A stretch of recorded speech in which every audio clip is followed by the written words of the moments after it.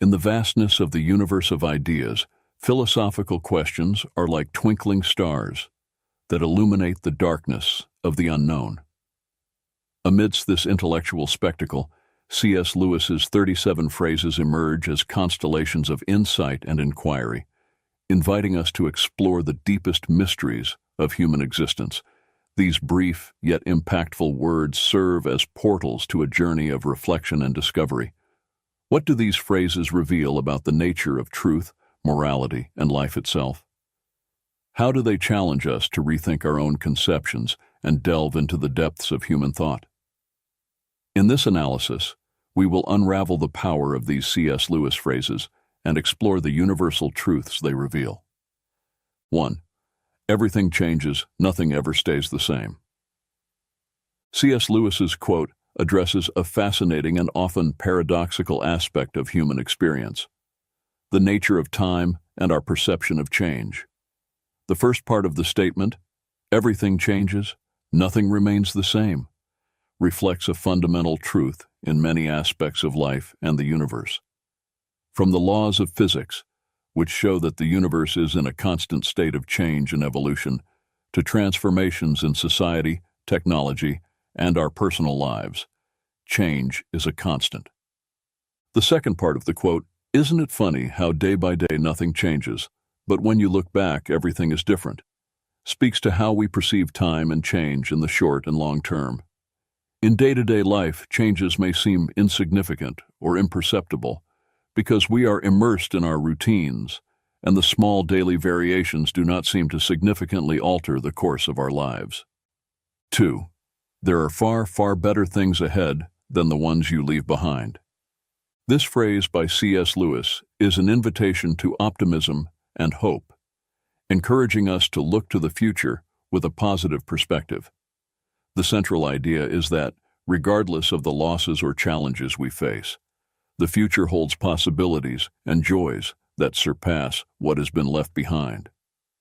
This thought can be particularly comforting in times of transition or loss, reminding us that closing one chapter in our lives makes room for the beginning of another, potentially more rewarding and enriching one. Lewis, with this statement, also touches on the transitory nature of life and the importance of not clinging excessively to the past or material things. Excessive attachment to what has been can prevent us from fully embracing new opportunities and experiences. The idea that the best is yet to come serves as a reminder to keep our minds and hearts open to the infinite possibilities the future holds. 3. Nothing in life ours to keep. This idea can be interpreted in various ways. In a material sense, it suggests that generosity and the act of sharing with others can enrich our own life experience, providing a sense of satisfaction and purpose that simple accumulation of material goods cannot offer. On a deeper level, it can be argued that only through generosity and altruism can we truly experience the richness of life, as it is in giving that we receive. Furthermore, Lewis may be touching on a broader spiritual or philosophical truth, where true freedom and fulfillment come from transcending selfishness and excessive attachment to worldly things. By opening ourselves to others and connecting to something greater than ourselves, we can find a sense of possession and belonging that is deeper and more enduring. 4. Give up yourself, and you will find your real self. This concept, often explored in spiritual and philosophical contexts, suggests that the true essence of who we are can only be found when we abandon the ego, superficial desires, and pretensions. Lewis is encouraging us to look beyond the layers of identity constructed by society, expectations, and our own ego. By giving up yourself, he refers to the act of setting aside these superficial layers to discover the true self that resides on a deeper level. This implies a process of detachment from material desires, selfish ambitions, and the relentless pursuit of external approval in order to connect with more authentic and enduring values. 5. Don't doubt your value. Don't run from who you are. Lewis suggests that our existence and essence have immense value simply because we are divine creations, regardless of how we compare ourselves to others or the ideals we may hold. This perspective invites us to recognize and value our own uniqueness and the unique contribution we can offer to the world. Furthermore, by stating, "Don't run from who you are," Lewis is encouraging us to confront and embrace our true nature, with all its imperfections and beauties. He suggests that authenticity and self-acceptance are essential for living a full and meaningful life.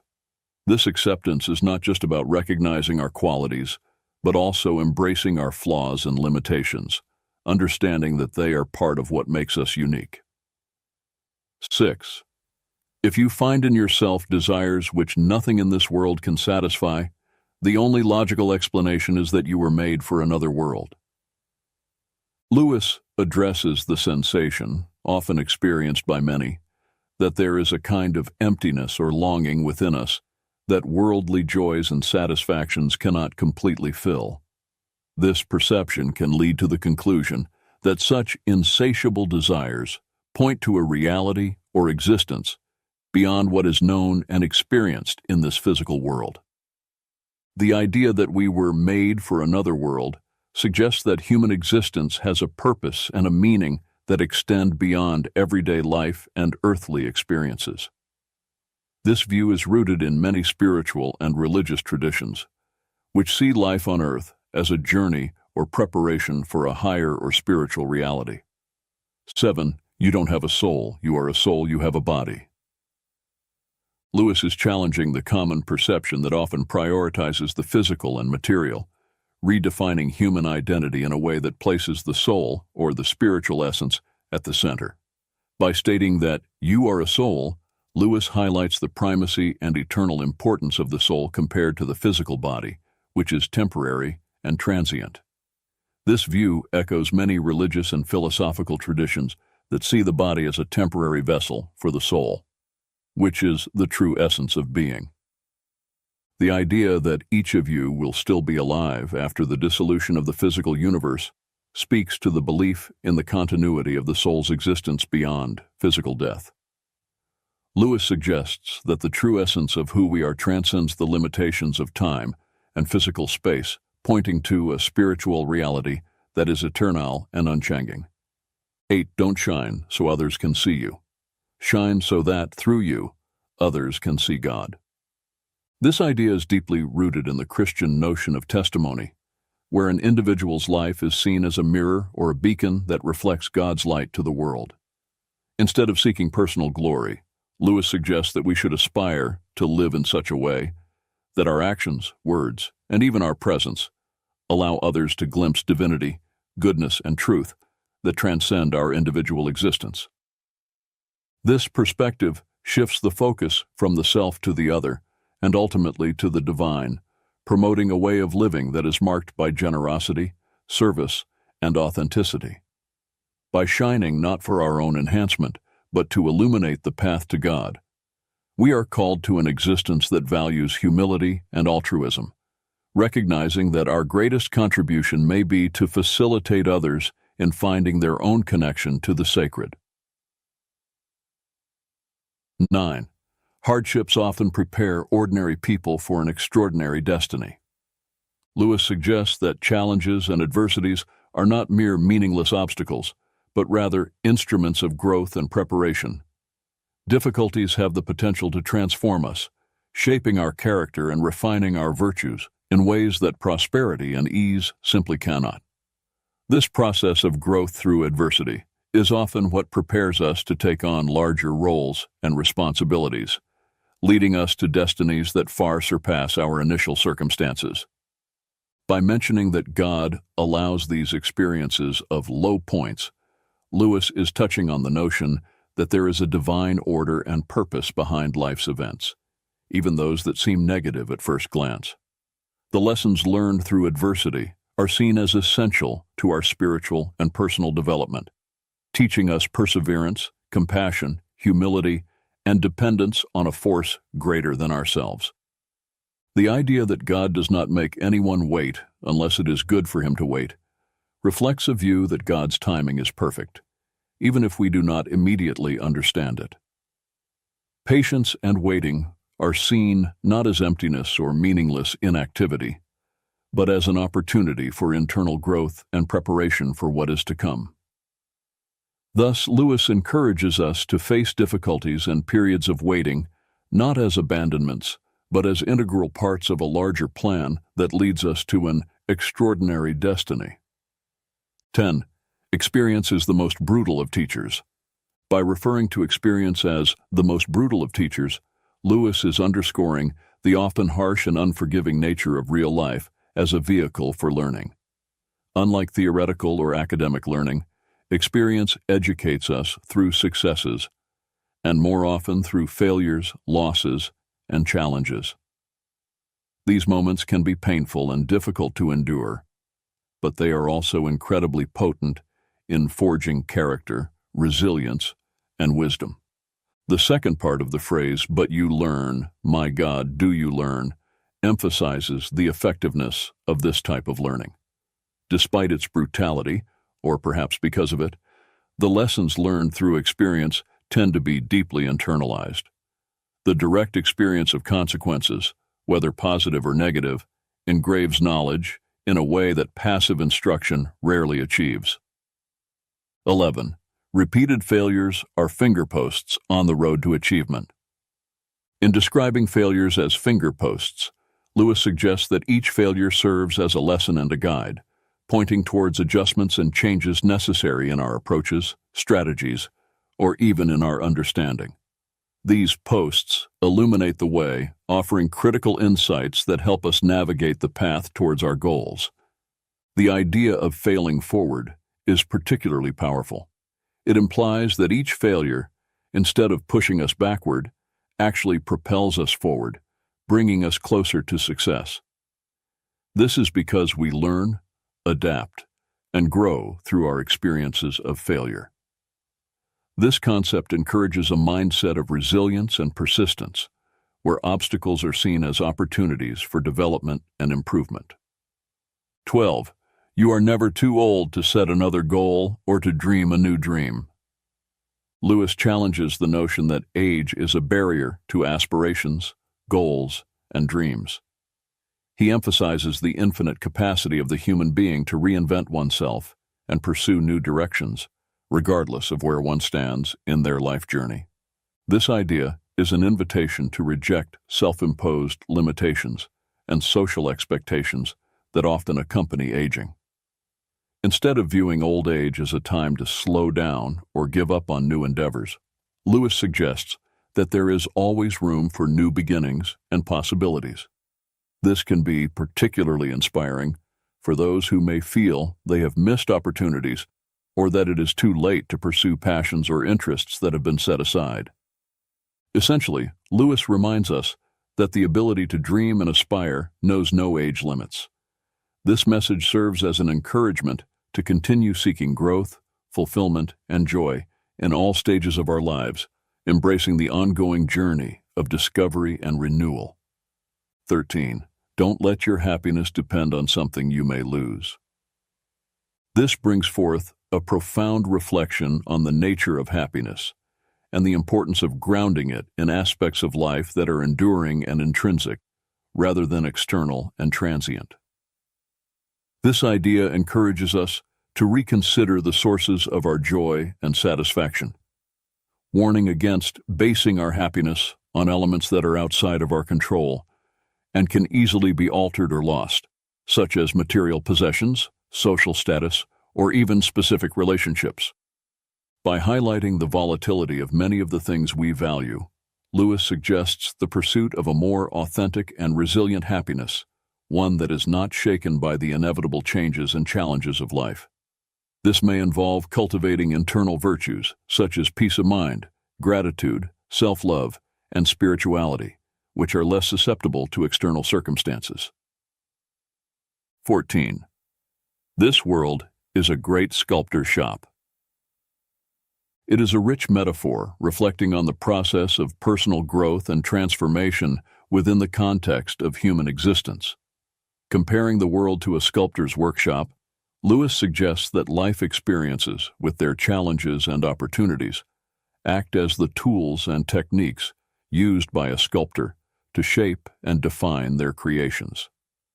In this analogy, we humans are like unfinished statues, constantly being formed and refined by the hands of the sculptor, a metaphor for life's forces, circumstances, interactions with other people, and possibly a divine influence or destiny.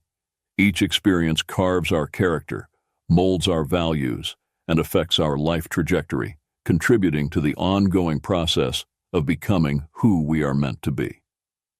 The rumor that some statues will come to life can be interpreted as an allusion to the idea of reaching a state of awakening or spiritual enlightenment, where one becomes fully aware of their purpose, their essential nature, and their connection to something greater than themselves. This can also be seen as a moment of personal fulfillment, where a person transcends previous limitations and emerges more alive, authentic, and fully realized. 15. We are mirrors whose brightness, if we are bright, is wholly derived from the sun that shines upon us. Comparing ourselves to mirrors suggests that our value and brightness are not inherent, but reflected from a larger external source, in this case, symbolized by the sun. This source can be interpreted in various ways, including love, truth, beauty, or in a spiritual context, the divine. The idea that our brightness is wholly derived from this external source reminds us of our dependence and connection to something beyond ourselves to find meaning, purpose, and light in our lives. The second part of Lewis's reflection about the importance of keeping the self clean and bright to have a clear view of God reinforces the idea that our ability to perceive and reflect truth and beauty is affected by the state of our inner being. Just as the view of the moon can be obscured by a dirty telescope, our perception of the divine or the deeper meaning of life can be clouded by our faults, biases, or spiritual neglect. 16. There are two kinds of people, those who say to God, "Thy will be done," and those to whom God says in the end, "Thy will be done." Lewis delineates a fundamental division between those who choose to submit to divine will and those who insist on following their own path, regardless of divine guidance. By saying, "Thy will be done," an individual expresses a willingness to align with God's purposes and plans, placing God's wisdom and authority above their own preferences and desires. This voluntary submission is seen as an act of faith and trust in God's goodness and sovereignty. On the other hand, when God says, "Thy will be done" to an individual, Lewis suggests that God grants that person the freedom to choose their own path, even if that path leads to separation from God.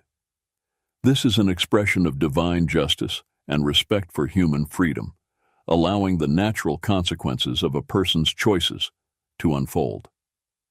17. C.S. Lewis's reflection. I have no duty to be anyone's friend, and no man in the world has a duty to be mine. No claims, no shadow of necessity. Friendship is unnecessary, like philosophy, like art, like the universe itself, for God did not need to create.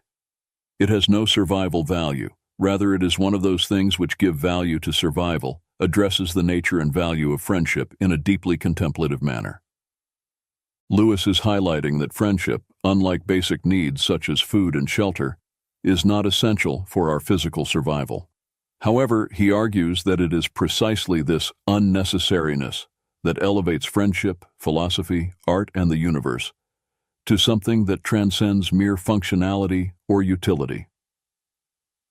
Friendship is valued not for its usefulness, but for its ability to enrich the human experience, adding a layer of meaning, joy, and depth to life that goes beyond mere survival. By stating that there is no duty in friendship, Lewis also suggests that true relationships should not be based on obligations or expectations, but rather on a free and mutual choice to share life, thoughts, and moments. This underscores authenticity and voluntariness as essential aspects of meaningful friendships. The comparison with God's creation of the universe serves to illustrate the idea that the intrinsic value of something may lie in its beauty, complexity, and ability to inspire, rather than in its functional necessity. Thus, Lewis leads us to appreciate friendship and, by extension, art, philosophy, and the universe as gifts that enrich our existence, making life not only bearable, but deeply valuable. 18. You will never make a good impression on other people until you stop thinking about what sort of impression you are making. Lewis suggests that conscious effort to shape how we are seen often has the opposite effect, leading to a perception of inauthenticity or excessive effort. This reflection encourages us to adopt a more genuine and less calculated approach in social interactions. When concern about the impression we are making is replaced by authenticity and being present in the moment, we are more likely to truly connect with others. This is because authenticity promotes an openness and vulnerability that are essential for meaningful human relationships. Additionally, excessive concern about image can distract us from listening and engaging meaningfully with others, as we are more focused on how we are being perceived than on the interaction itself. By releasing the need to control others' perception, we make space to be ourselves, which is often more attractive and impressive than any carefully constructed persona. 19. To love at all is to be vulnerable. Lewis highlights that the act of loving inherently involves the risk of pain and loss because opening the heart to others, whether to people, animals, or even passions, exposes us to the possibility of being hurt. However, he argues that the only way to completely avoid this pain, by isolating oneself and protecting the heart from any emotional involvement, comes at a much higher cost. By doing so, the heart, while safe from pain, also becomes isolated from any form of true love and consequently from one of the most enriching experiences of human life. The paradox presented by Lewis is that in attempting to shield the heart from any harm by making it unbreakable and impenetrable, we actually render it unredeemable. This suggests that a heart never exposed to the risk of love loses its ability to love and be loved, becoming hardened and insensitive. 20. What draws people to be friends is that they see the same truth. Highlights the importance of intellectual and spiritual connections in forming deep and meaningful friendships. Lewis suggests that at the core of true friendships, there is a mutual recognition and appreciation of certain values, ideas, or fundamental truths that transcend superficial circumstances or passing interests. This view underscores that friendships are not merely based on convenience, physical attraction, or social circumstances, but on a deeper connection that involves the discovery and acknowledgement of a shared truth. This truth can refer to a common understanding of life, moral principles, a shared passion for certain subjects, or even a similar worldview. The act of sharing this truth implies not only recognizing it, but also experiencing and exploring it together, which can provide a solid foundation for the development of a lasting friendship. Friendships rooted in this kind of mutual understanding tend to be more resilient and enriching, as they are based on the mutual appreciation of aspects of being that are considered significant and valuable. 21. Love is a steady wish for the loved person's ultimate good.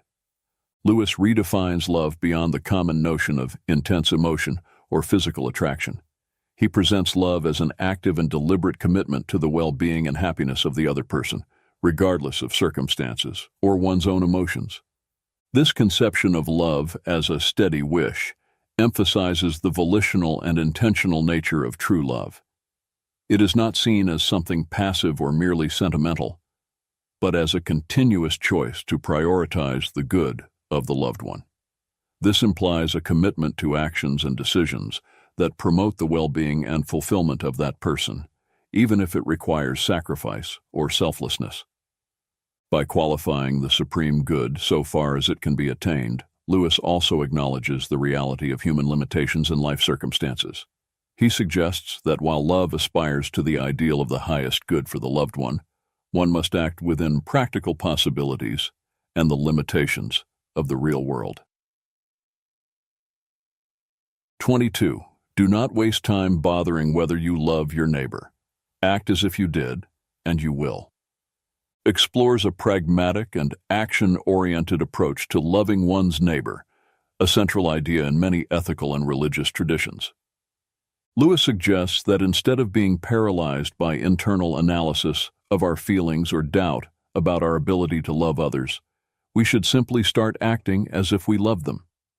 This principle reflects the idea that love can be both an action and a feeling, and that by choosing to act lovingly, regardless of our momentary feelings, we can cultivate genuine feelings of love over time. 23. No man knows how bad he is till he has tried very hard to be good.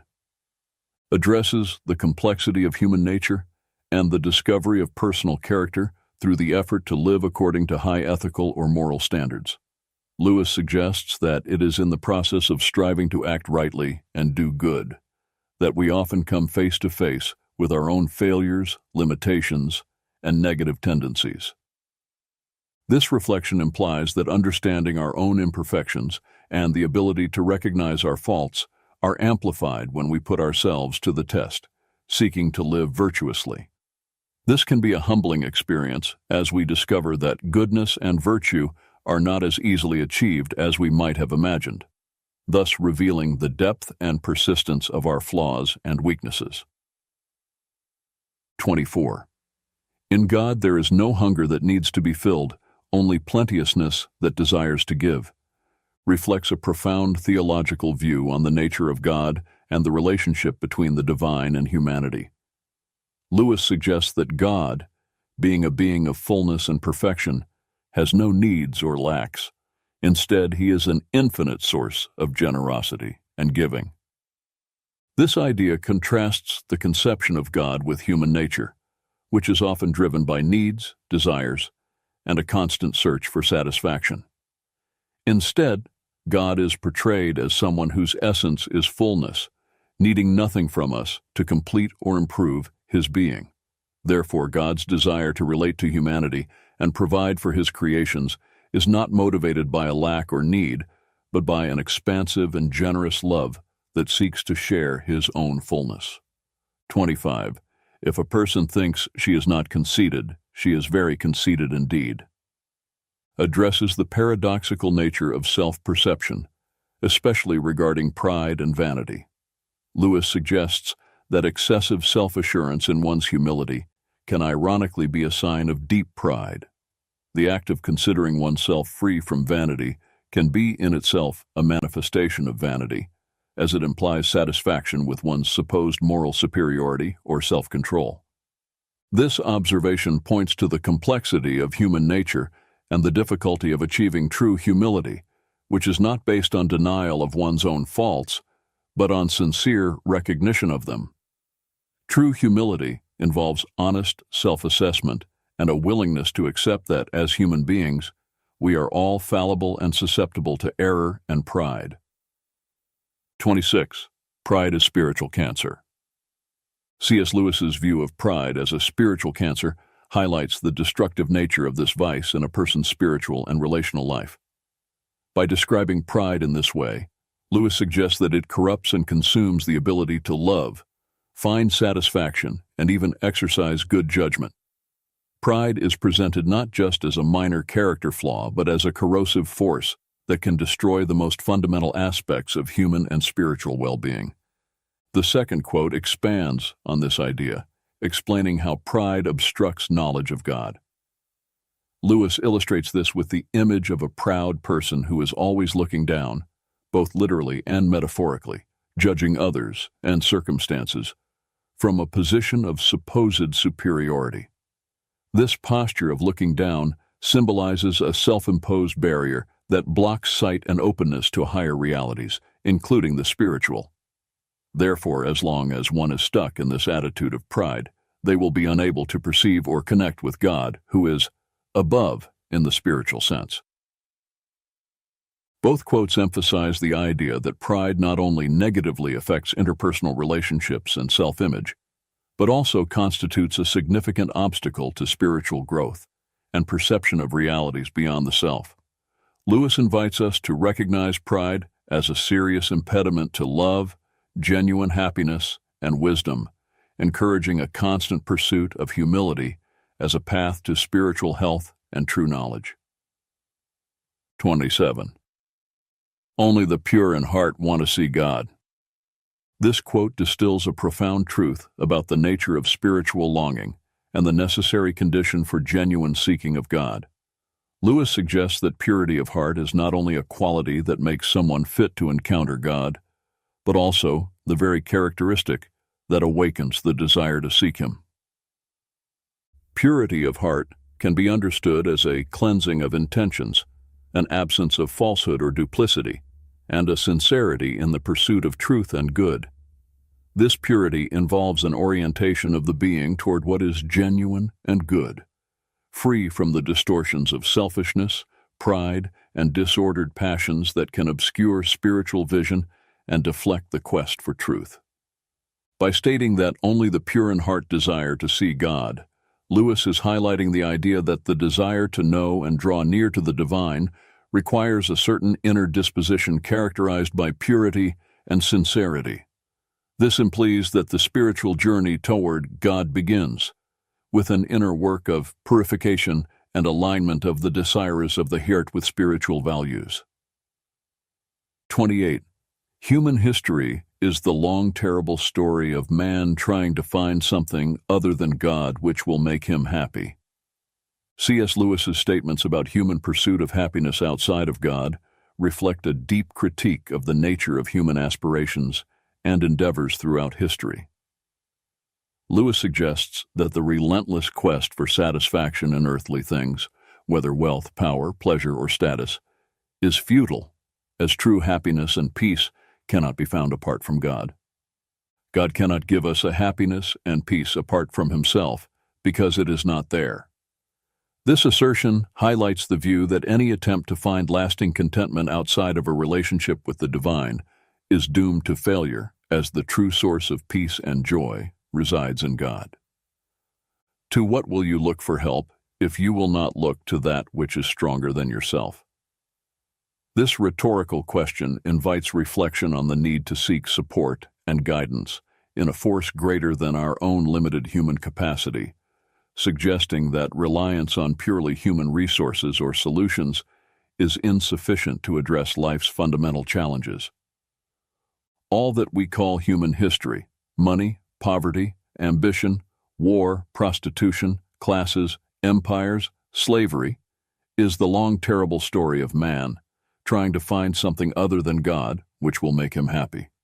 This observation about human history as a series of failed attempts to find satisfaction in earthly substitutes for God underscores the view that many human endeavors and conflicts stem from a misguided search for meaning and contentment.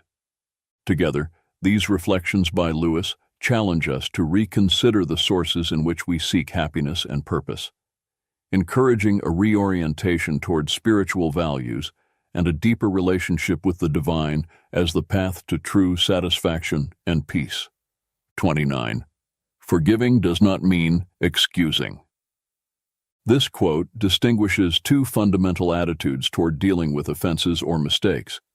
By stating that forgiveness does not equate to excuse, Lewis highlights the importance of acknowledging the seriousness and reality of an offense without allowing it to perpetuate resentment or hostility. Forgiveness implies a conscious decision to release resentment or the desire for retaliation against someone who has wronged us, even when we recognize that the act committed against us was wrong and unjustifiable. This distinction is crucial because it recognizes the responsibility of the offender without allowing that offense to dominate future relationships or the emotional state of the offended party. In contrast, excusing someone often involves minimizing the offense or justifying the offender's behavior, potentially ignoring the harm caused. Thus, excusing can inadvertently enable or validate harmful behavior. Lewis suggests that forgiveness is a deeper act that requires considerable moral strength. It involves choosing to respond to wrongdoing with a kind of mercy that does not deny the injustice of the act, but chooses not to define oneself or be consummated by it. This approach to forgiveness allows for healing and reconciliation while maintaining moral integrity by acknowledging the gravity of the wrong. Therefore, a forgiveness, as Lewis conceives it, is an act of grace that transcends mere acceptance of others' faults, promoting the restoration of relationships without denying the reality of the harm caused. 30. Thirst was made for water, inquiry for truth. By C.S. Lewis offers a powerful metaphor that underscores the intrinsic connection between human pursuit of knowledge and the nature of truth. By comparing physical thirst for water with the innate desire to understand truth, Lewis invites us to reflect on the fundamental need we have to seek knowledge and understanding.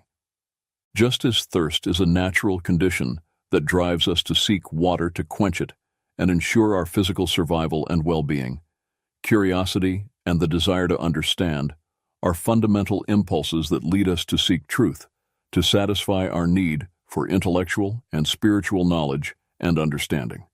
This comparison emphasizes that just as water is essential for physical life, truth is indispensable for our intellectual and spiritual life. Just as our bodies are designed to seek and consume water to maintain their health and proper functioning, our minds are naturally inclined to question, explore, and seek understanding to grow and thrive intellectually. 31. Faith is the art of holding on to things your reason has once accepted, in spite of your changing moods. This phrase by C.S. Lewis offers a profound understanding of faith that transcends mere emotional or irrational belief.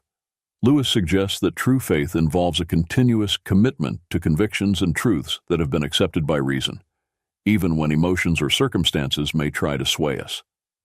This conception of faith highlights its active and deliberate nature, not as a passive state of acceptance, but as a constant exercise of will and discipline.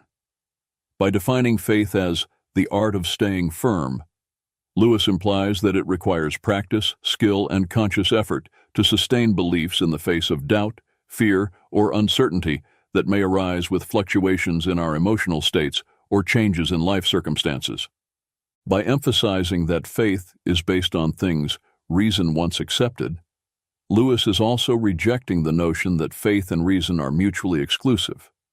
Instead, he proposes that authentic faith has its roots in rational and conscious understanding, and that maintaining this faith requires a continuous and deliberate return to these rational principles, especially when challenged by ever-changing moods. 32. We meet no ordinary people in our lives. This statement by C.S. Lewis offers a deeply human perspective on the nature of interpersonal interactions and the uniqueness of each individual. Lewis suggests that every human encounter, no matter how brief or trivial it may seem, is an opportunity to connect with someone extraordinary, whose life, experiences, and perspectives are unique and valuable.